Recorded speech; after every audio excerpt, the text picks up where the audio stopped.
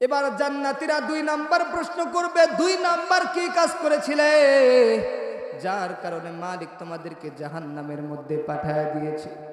এবার জাহান্নামীরা জাহান্নামে যাওয়ার 2 নাম্বার কারণ বলবে, ওয়ালাম নাকুনু তুইমুল মিসকিন। ও জান্নাতীরা, আমরা দুনিয়ার জমিনে কোনোদিন গরিব মিসকিনকে খাবার দিতাম না। আমরা দুনিয়ার জমিনে অসহায় গরিব যারা, তাদেরকে আমরা সহযোগিতা করি নাই, তাদেরকে তো সহযোগিতা করি নাই। আমার বাড়িতে আসছে ধুমকায়া ধুমকায়া খারাপ ভাষায় তাদেরকে তাড়িয়ে দিয়েছি, তাদেরকে খাবার দেই নাই। এই কারণে মালিক আমাকে আপনাকে জাহান্নামে, এই কারণে আমাদেরকে আল্লাহ তাআলা জাহান্নামের মধ্যে পাঠিয়ে দিয়েছে। এবার জান্নাতীরা 3 নাম্বার কারণ জানতে চাইবে। জান্নাতীরা 3 নাম্বার কারণ বলবে। জান্নাতীদের প্রশ্নের জবাবে জাহান্নামীরা 3 নাম্বার কারণ বলবে, ওয়া কুন্না নাখুদু মাআল খাইদিন। জান্নাতীরা তোমরা শুনিয়া রাখো, আমরা 3 নাম্বার কাজ করেছিলাম। যারা দুনিয়ার জমিনে দিন নিয়ে চক্রান্ত করত, যারা ইসলাম নিয়ে যারা চক্রান্ত করত, যারা ইসলামকে নিয়ে যারা সমালোচনা করত, যারা ইসলামকে নিয়ে যারা দুশ্মনী করত, যারা বাড়াবাড়ি করত, মুসলমানের মধ্যে দ্বন্দ্ব লাগা দিত, এই সমস্ত মানুষের সাথে আমরা তাল মিলে চলতাম, তাদের মজমার মধ্যে বসতাম, তাদেরকে সমর্থন করতাম, তাদেরকে সমর্থন করিয়া করিয়া তাদেরকে আমরা সহযোগিতা করেছিলাম। যার কারণে মালিক আমাদের উপর রাগান্বিত হয়ে গিয়েছে, আর রাগান্বিত হয়ে আমাদেরকে জাহান্নামের মধ্যে পাঠিয়ে দিয়েছে। এবার জান্নাতীরা বলবে, এই তোমরা বলো 4 নাম্বার কোন কাজ করেছিলে যার কারণে মালিক তোমাদেরকে জাহান্নামের মধ্যে পাঠিয়ে দিয়েছে। এবার জাহান্নামীরা বলবে, ওয়া কুন্না নুকাযযিবু বিয়াউমিদ্দিন। আল্লাহু আকবার বলেন, আরো জোরে বলেন আল্লাহু আকবার। এই মুসলমান বাবাজিরা, কাল কিয়ামতের ময়দানে জাহান্নামীরা জান্নাতীদের প্রশ্নের 4 নাম্বার জবাবে বলবে, ও জান্নাতীরা তোমরা শুনিয়া রাখো, আমরা দুনিয়ার জমিনে 4 নাম্বার কাজ করেছিলাম। দুনিয়ার জমিনে আমরা কর্মফল দিবসকে, আখিরাতের দিবসকে আমরা অস্বীকার করেছিলাম। আমরা আখিরাতকে বিশ্বাস করতাম না।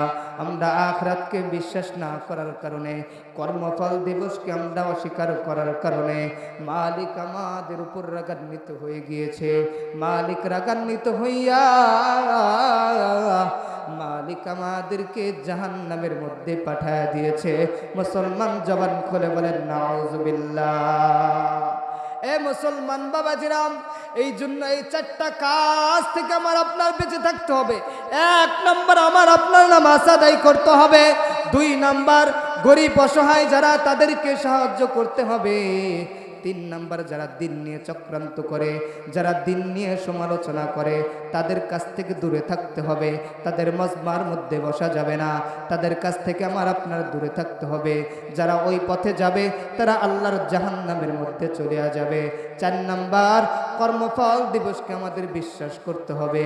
কর্মফল দিবস আমার আপনার কেন বিশ্বাস করতে হবে? কাল কিয়ামতের ময়দান সাকুলাত মাওয়াজিনুহু ফাহুয়া ফি আইশাতির রাদিয়া।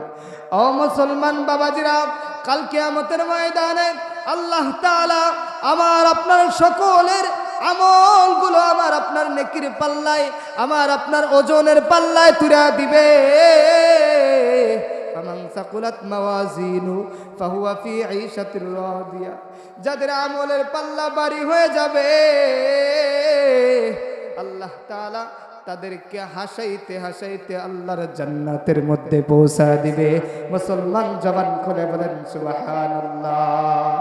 এই জন্য মুসলমান বাবাজিরা, ও কলিজার টুকরা যুবক ভাই, ও চুল পাকা দাড়ি পাকাওয়ালা বাবা, পায়ে হাত দিয়ে বলতে চাই, জীবনে তো অনেক গুনাহ করিয়া ফেলেছেন রে বাবা, এখনো সময় আছে। মালিক এখনো আপনাকে আমাকে হায়াতের জিন্দেগি দিয়েছে, এখনো সময় আছে। মালিকের দরবারে ফিরে আসেন। মালিকের ওয়াদা, আপনি পাহাড় সমান যদি গুনাহ করিয়া ফেলেন, মালিক আপনাকে পাহাড় সমান গুনাহগুলো আপনি তওবা করার কারণে আল্লাহ তাআলা আপনার পাহাড় সমান গুনাহগুলো আল্লাহ তাআলা মাফ করিয়া আল্লাহ আপনাকে পাহাড় সমান সব দিয়ে ভরপুর করে দিবে। মুসলমান জবান খুলে বলেন সুবহানাল্লাহ। আল্লাহ বলেন, ইল্লা মান তাবা ওয়া আমানা ওয়া আমিলা আমালান সালিহা। আল্লাহু আকবার বলেন, আরো জোরে বলেন আল্লাহু আকবার। এ মুসলমান বাবাজি, আল্লাহ কত দয়াবান দেখেন। দুনিয়ার জমিনে যদি আমি আপনি অপরাধ করি, আমার আপনার অপরাধ করার কারণে দুনিয়ার আমাকে আপনাকে শাস্তি দেওয়ার জন্য দুনিয়ার মানুষ খুঁজে বেড়ায়। আমি আপনি যদি চুরি করি, আমাকে আপনাকে পিটানোর জন্য খুঁজে বেড়ায় গ্রামের মানুষ। কথা বলেন ঠিক কিনা? আমি আপনি যদি অপরাধ করি, আমাকে আপনাকে শাস্তি দেওয়ার জন্য আমাকে আপনাকে আইনের মাধ্যমে আমাকে আপনাকে তালাশ করা হয়। এ মুসলমান বাবাজিরা, আমি আপনি এমন একটা মালিক পেয়েছি, মালিকের কাছে অপরাধ করার পর মালিকের কাছে যদি তওবা করি, ইল্লা মান তাবা ওয়া আমানা ওয়া আমিলা আমালান সালিহা, যদি কোনো বান্দা আল্লাহর কাছে তওবা করে, তওবা করার পরে আবার নতুন করে ঈমান আনার পর বান্দা পিছনের সবগুলো পিছনের দিকে না তাকাইয়া, বান্দা যদি সামনের দিকে তাকাইয়া, বান্দা যদি নতুন করে আবার নেক আমল শুরু করিয়া দেয়, আল্লাহ তাআলার কাছে ওই বান্দাই এমন প্রিয় হয়ে যায়, আল্লাহ তাআলার কাছে ওই বান্দা এমন কবুল হয়ে যায়। অতীতে যে বান্দা পাহাড় সমান গুনাহ করেছিল, আল্লাহ তাআলা ওই গুনাহগুলোকে মাফ করিয়া আল্লাহ তাআলা বোনাস হিসাবে আল্লাহ তাআলা ওই পাহাড় সমান নেকি দিয়া ভরপুর করে দেয়। মুসলমান জবান খুলে বলেন সুবহানাল্লাহ। কত বড় মালিক আমরা পেয়েছি। আমরা গুনাহ করার পরে যদি পাহাড় সমান হয়ে যায়, আল্লাহর কাছে যদি আমি আপনি তওবা করি, আল্লাহ তাআলা আমার আপনার তওবাকে কবুল করে আল্লাহ তাআলা আমার আপনার পাহাড় সমান গুনার জায়গায় নেকি দিয়ে ভরপুর করে দেয়। আর জোরে বলেন সুবহানাল্লাহ। এই জন্য মুসলমান বাবাজিরা, কাল কিয়ামতের ময়দানে আমার আপনার সকলে আমলের পাল্লা ওজন দেওয়া হবে, নেক আমলের পাল্লা ওজন দেওয়া হবে। কাল কিয়ামতের ময়দান আল্লাহ বলেন, ফামান থাকুলাত মাওয়াজিনুহু ফাহুয়া ফি আইশাতির রাদিয়া। কাল কিয়ামতের ময়দানে যেই সমস্ত বান্দাদের আমলনামা ভারী হয়ে যাবে, আল্লাহ তাআলা তাদেরকে জান্নাতের মধ্যে পাঠিয়ে দিবে। ওমান খাফফাত মাওয়াজিনু, আর যার নেকির পাল্লা হালকা হয়ে যাবে, ওই সমস্ত বান্দাদেরকে আল্লাহ তাআলা হাবিয়া নামক জাহান্নামের মধ্যে পাঠিয়ে দিবে। নাউজুবিল্লাহ বলেন, আরো জোরে বলেন নাউজুবিল্লাহ। ও মুসলমান বাবাজিরা, এই জন্য আমার আপনার নেক আমল করতে হবে। নেক আমলের পাল্লা যদি হালকা হয়ে যায়, আল্লাহর ওই হাবিয়া নামক জাহান্নামের মধ্যে যাইতে হবে। এই মুসলমান বাবাজিরা, আজ থেকে আপনারা আল্লাহর কাছে তওবা করবেন। যতদিন বেঁচে থাকবেন গুনাহ থেকে বেঁচে থাকবেন, আর মালিকের ইবাদত বন্দেগী করবেন, 5 ওয়াক্ত নামাজ পড়বেন। এই 5 ওয়াক্ত নামাজের ফজিলত তো আমি আপনাদেরকে বললাম। 5 ওয়াক্ত নামাজ পড়লে কি হবে? 5 ওয়াক্ত নামাজ পড়লে আপনি আল্লাহর জান্নাতের মধ্যে চলে যাবেন। আর যদি 5 ওয়াক্ত নামাজ আপনি না পড়েন, ও বাবা, তাহলে আপনি জাহান্নামের মধ্যে চলে যাবেন। এই মুসলমান বাবাজিরা, আমি আপনাদের সামনে বুখারী শরীফের একটি হাদিস তেলাওয়াত করেছি। আল্লাহ রাসূল সাল্লাল্লাহু আলাইহি ওয়াসাল্লামের কাছে নবীজির সাহাবী হযরত আব্দুল্লাহ আনসারী রাদিয়াল্লাহু তাআলা আনহু নবীর দরবারে আসছে, আর নবীকে ডাক দিয়ে বলে, সালতুন নবিয়্যা সাল্লাল্লাহু আলাইহি ওয়াসাল্লাম, ইয়া রাসূলুল্লাহ আইয়ুল আমালি আহাব্বু ইলাল্লাহি আযজা ওয়া জাল। ইয়া রাসূলুল্লাহ, আল্লাহর কাছে সবচাইতে প্রিয় আমল কোনটা? সাহাবীর প্রশ্নের জবাবে আমার আপনার নবী রাহমাতুল লিল আলামিন তিনটা প্রশ্নের জবাব দিয়েছেন। এক নাম্বার, আল্লাহর রাসূল ওই সাহাবীকে বলেন, ওই সাহাবীকে বলার মাধ্যমে আনেওয়ালা কিয়ামত পর্যন্ত আমার যত উম্মতরা আসবে তোমরা সকলেই তোমরা শুনিয়া নাও, আমি তোমাদেরকে জানায়া দিলাম আল্লাহর কাছে সবচাইতে প্রিয় আমল হলো তিনটা। মুসলমান বুঝে থাকলে বলেন আল্লাহর কাছে সবচাইতে প্রিয় আমল কয়টা? আরো জোরে বলেন কয়টা? আল্লাহর কাছে সবচাইতে প্রিয় আমল হলো তিনটা। রাসূল এক নাম্বার বলেন আসসালাতু আলা ওয়াক্তিহা। আল্লাহ রাসূল সাল্লাল্লাহু আলাইহি ওয়াসাল্লাম বলেন, সাহাবী তুমি শুনিয়া রাখো, তুমি যদি যথা সময়ের মধ্যে নামাজ আদায় করো আল্লাহর কাছে সবচাইতে প্রিয় আমল হয়ে যাবে নামাজ। আর যদি তুমি 5 ওয়াক্ত নামাজ যথা সময়ের মধ্যে তুমি আদায় করতে পারো আল্লাহর কাছে সবচাইতে পিয়ারা আমলকারী বান্দা হিসেবে তুমি কবুল হয়ে যাবে। মুসলমান জবান খুলে বলেন সুবহানাল্লাহ। আল্লাহর কাছে ইবাদতের মধ্যে সবচাইতে প্রিয় আমল হলো নামাজ। যথা সময়ের মধ্যে যারা নামাজ আদায় করবে আল্লাহ তাআলা ওই সমস্ত বান্দাদের উপর খুশি হয়ে যাবে। চিৎকার দিয়ে বলেন সুবহানাল্লাহ। এবারে সাহাবী আবার দ্বিতীয়বার জিজ্ঞাসা করলেন, কুলতু সুম্মা আইয়ুন ইয়া রাসূলুল্লাহ। সাহাবী বললেন, ইয়া রাসূলুল্লাহ তারপরে কোনটা? রাসূল সাহাবীর প্রশ্নের জবাবে বলেন, বিররুল ওয়ালিদাইন, মা বাবার সাথে খেদমত করা, মা বাবার সাথে সদাচরণ করা। আল্লাহর ইবাদতের মধ্যে সবচাইতে গুরুত্বপূর্ণ হলো নামাজ। আর এই নামাজের পরে আল্লাহর কাছে সবচাইতে প্রিয় আমল হলো মা বাবার সাথে সদাচরণ করা, মা বাবার খেদমত করা। মা বাবা যেন আমার আপনার দ্বারা কখনো কষ্ট না পায়, মা বাবা যেন আমার আপনার জবান দ্বারা যেন কখনো কষ্ট না পায়, মা বাবা যেন আমার আপনার দ্বারা কখনো কষ্ট না পায়। এই মুসলমান বাবাজিরা ও সাতকুশির বাবাজিরা দিলের কান লাগা শুনবেন। আল্লাহর রাসূল সাল্লাল্লাহু আলাইহি ওয়াসাল্লাম হাদিস শরীফের মধ্যে বলেন, হুমা জান্নাতুকা ওয়া নারুকা, এই তোমার মা বাবা তোমার জন্য জান্নাত। সুবহানাল্লাহ বলেন, তোমার মা বাবা তোমার জন্য জান্নাত। কেমনে তোমার মা বাবা তোমার জন্য জান্নাত? মা বাবা কেমনে আমার আপনার জন্য জান্নাত রে বাবা? হাদিসের ব্যাখ্যায় মুহাদ্দিসিনে কেরাম বলেন, যদি তুমি তোমার মা বাবাকে রাজি খুশি করিয়া তুমি যদি অন্ধকার কবরের মধ্যে আসতে পারো আর আল্লাহর হুকুম 5 ওয়াক্ত নামাজ যদি তুমি আদায় করতে পারো, মা বাবা তোমার প্রতি খুশি হয়ে থাকার কারণে, মা বাবা তোমার প্রতি রাজি খুশি থাকার কারণে, মা বাবা তোমার প্রতি সন্তুষ্টি থাকার কারণে আল্লাহ তাআলা তোমার প্রতি খুশি হয়ে যাবে। আর আল্লাহ তোমার প্রতি খুশি হয়ে গেলে আল্লাহ তোমাকে জান্নাতের মেহমান বানায় দিবে। মুসলমান জবান খুলে বলেন সুবহানাল্লাহ। এ মুসলমান বাবাজিরা, মা বাবা আমার আপনার জন্য জাহান্নাম কেমনে? মা বাবা যদি আমার আপনার প্রতি নারাজ থাকে, মা বাবা যদি আমার আপনার উপর অসন্তুষ্টি থেকে যায়, আমার আল্লাহ নারাজ হয়ে যাবে, আমার আল্লাহ তাআলা অসন্তুষ্টি হয়ে যাবে। আর আল্লাহ যার উপর অসন্তুষ্টি হয়ে যাবে, আমার আল্লাহ যার উপর নারাজ হয়ে যাবে, আল্লাহ তাআলার কাছে ওই বান্দা আল্লাহর জান্নাত তো পাবে না, আল্লাহর জাহান্নামের মধ্যে চলে যাবে। মুসলমান জবান খুলে বলেন নাউজুবিল্লাহ। এ মুসলমান বাবাজিরা, আমি আপনি মা বাবার খেদমত করলে লাভ কি হবে এটা আমি আপনাদেরকে হাদিসের মাধ্যমে জানাইতে চাই। নবীজির সাহাবায়ে কেরাম, আল্লাহর রাসূল সাল্লাল্লাহু আলাইহি ওয়াসাল্লামের দরবারে সকল মানুষ এই যে আপনারা যেমনে বসে আছেন, নবী মিম্বারে বসে আছেন, সাহাবায়ে কেরাম আপনাদের মতো সাহাবায়ে কেরাম বসে আছেন। সাহাবায়ে কেরামের দিকে তাকাইয়া নবীজি একটা চমৎকার হাদিস জানায়া দেন।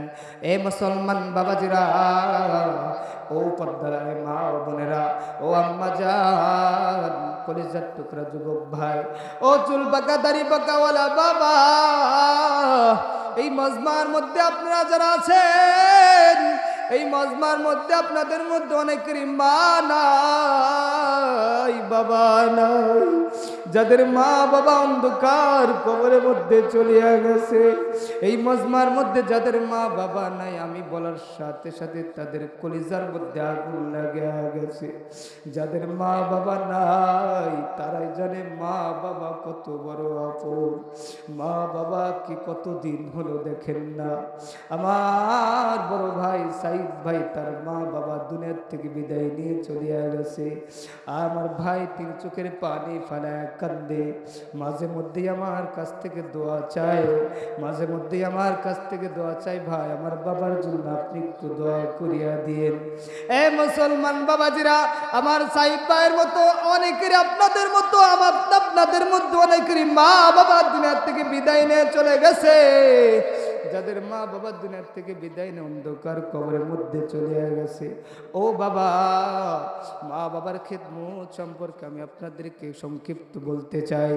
এই মা বাবা কত বড় আপন, যাদের নাই তারাই জানে। আপনাদের যাদের মা বাবা আছে আপনারা বুঝবেন না, যাদের নাই তারাই বুঝে মা বাবা কত বড় আপন। আপনারা মাকে মা বলে ডাক দেন, বাবাকে বাবা বলে ডাক দেন, আপনার কলিজা ঠান্ডা হয়। এই মজমার মধ্যে যার নাই সে কাকে মা বলে ডাক দিবে, সে কাকে বাবা বলে ডাক দিবে? এই মুসলমান বাবাজিরা, যাদের বাবা দুনিয়ার জমিনে এখনো বাঁচিয়ে আছে, যাদের বাবা এখনো দুনিয়ার জমিনে বাঁচিয়ে আছে, এখনো সময় আছে, মা বাবার খেদমত শুরু করিয়া দেন। মা বাবার খেদমত করলে লাভ কি হবে রে বাবা?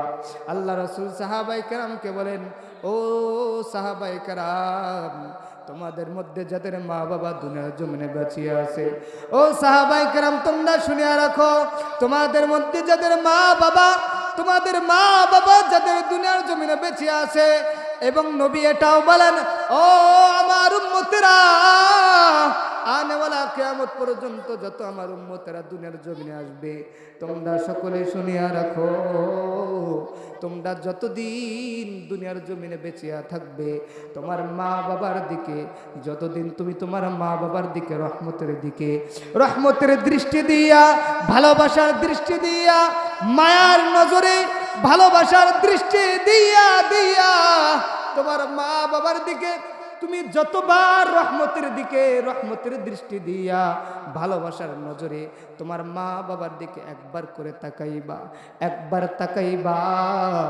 আল্লাহ তাআলা তোমার উপর খুশি হইয়া তোমার মদিনায় যায় হজ করা লাগবে না, তোমার সোনার মদিনায় যা হজ করা লাগবে না। ও মুসলমান বাবাজিরা, আমরা যারা এখানে বসে আছি, ও আম্মা জানেরা, আপনারা যারা আসছেন, আমাদের মধ্যে অধিকাংশ মানুষের সামর্থ্য নাই ওই সোনার মদিনায় যায় সালাম জানাইতে, ওই বাইতুল্লাহ জিয়ারত করার ক্ষমতা আমাদের নাই। এত সম্পদ মালিক আমাকে আপনাকে দেয় নাই, তারপরও মালিক তো তোমাকে আমাকে মা বাবা এখনো বাঁচিয়ে রাখছে। এই মা বাবার দিকে যদি আমি আপনি রহমতের দৃষ্টি দিয়া, ভালোবাসার নজরে আমি আপনি যদি মার দিকে বাবার দিকে একবার তাকাই, আল্লাহ তাআলা খুশি হইয়া আমার আপনার জন্য, আমার আপনার আমল নামায় হজ্জে মাবরুর, একটা কবুল হজের সব আমার আপনার আমল নামায় লিখে দিবে। মুসলমান জবান খুলে বলা যায় কিনা সুবহানাল্লাহ? আমি আপনি যদি আমার আপনার মা বাবার দিকে একবার রহমতের দিকে তাকাই, আল্লাহ তাআলা আমার আপনার আমল নামায় একটা কবুল হজের সব আমার আপনার আমল নামায় লিখে দিবে। ও মুসলমান বাবাজিরা, উপস্থিত সাহাবায়ে কেরাম রাসূলকে প্রশ্ন করলেন, ইয়া রাসূলুল্লাহ, আমার মা বাবা তো এখনো বাঁচিয়ে আছে, আমার মা বাবার দিকে যদি আমি দিনে 100 বার তাকাই, আমার আল্লাহ কি 100 বার হজের সওয়াব দিবে? সাহাবায়ে কেরামের প্রশ্নের জবাবে রাসূল ডাক দিয়ে বলে, ও সাহাবায়ে কেরাম, ও আমার উম্মতেরা, আনেওয়ালা উম্মতেরা, কিয়ামত পর্যন্ত যত উম্মতেরা আসবে, তোমরা সকলে শুনিয়া রাখো, তুমি যদি তোমার মা বাবার দিকে একবার রহমতের দৃষ্টি দিয়া দিনে একবার না 100 বার তাকাও, আল্লাহ তাআলা তোমার আমল নামায় 100বার হজ করলে যেই সব, ওই সব তোমার আমল নামায় লিখে দিবে। ওই মদিনায় যায় আমার আপনার হজ করা লাগবে না। যারা যায় ওদের যদি আপনার 1 টাকা যদি হারাম থাকে, আল্লাহর কসম ওই হজ আল্লাহ কবুল করবে না। এই মা বাবা যদি তোমার থাকে, তুমি তোমার মা বাবার দিকে একবার তাকাইবা, আল্লাহ তাআলা তোমার কবুল হজের তোমার আমল নামায় লিখে দিবে। মুসলমান জবান খুলে বলেন সুবহানাল্লাহ। মদিনা যাইতে পারলাম না, মদিনা দেখতে পারলাম না। বলেন আমার সাথে, মদিনা যাইতে পারলাম না, মদিনা মদিনা যাইতে পারলাম না, মদিনা দেখতে পারলাম না। আমি অসহায় তাই এত দূরে রই, আমি অসহায় তাই এত দূরে রই, শুধু সালাম জানাই। মদিনা যাইতে পারলাম না, মদিনা দেখতে পারলাম না।